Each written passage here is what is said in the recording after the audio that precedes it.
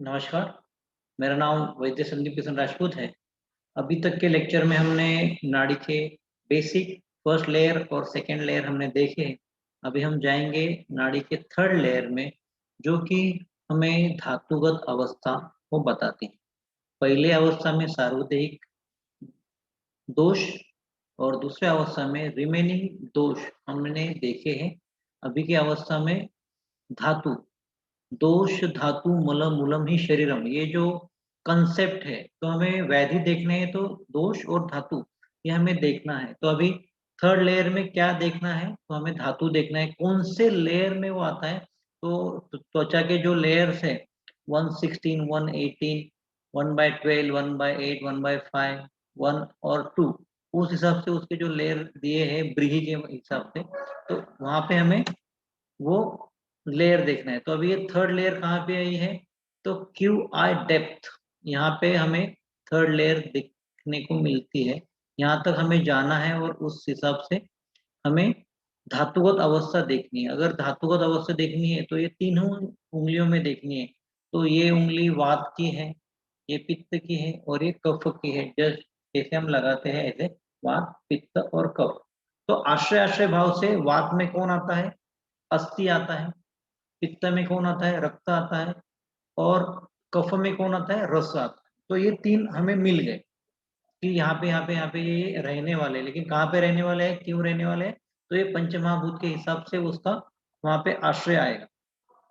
लेकिन उंगलियां तीन हैं और धातु 7 है, तो उनको कैसे देखना है, तो उनको जो सार्वदेहिक धातु है जो कि शुक्र, उनको हर उंगली के बीच में देखना है। हर उंगली के बीच में कौन आया, हर उंगली के बीच में शुक्र आया। फिर कफ, जो रिंग फिंगर है वहां पे कफ में रस आया, मिडल में रक्त आया और इंडेक्स फिंगर में अस्थि आया। तो इस हिसाब से हमें तीन धातु मिल गए, चार चार धातु मिल गए, लेकिन उनका लोकेशन अभी तक नहीं मिला।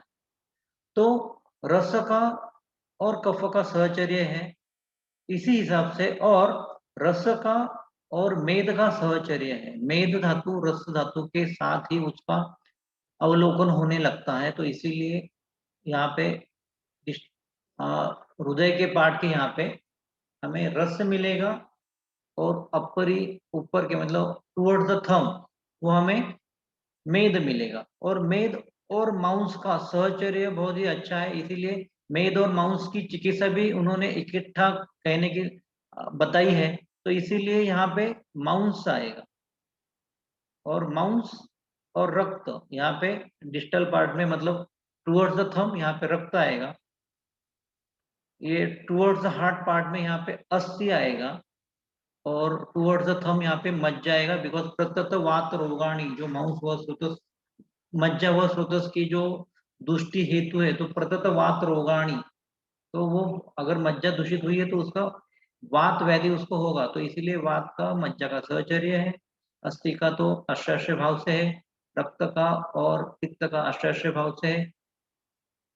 माउस जो मिडल फिंगर के टुवर्ड्स द हार्ट आता है, और मेद और कफ का सहचर्य है, होमोलोगस बोल सकते हैं।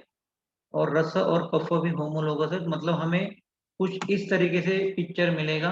रिंग फिंगर अगर ऐसे हम रखते हैं, तो पहले जो लगने वाला जो इम्पल्स है वो रस का है, उसके बाद में मेद का है, उसके बाद हमें जो इम्पल्स मिलेगा वो माउस का है मिडल फिंगर में, और डिस्टल पार्ट में टुवर्ड्स द थंब ये रक्त है, टुवर्ड्स द हार्ट ये अस्थि है, टुवर्ड्स द थंब ये मज्जा है।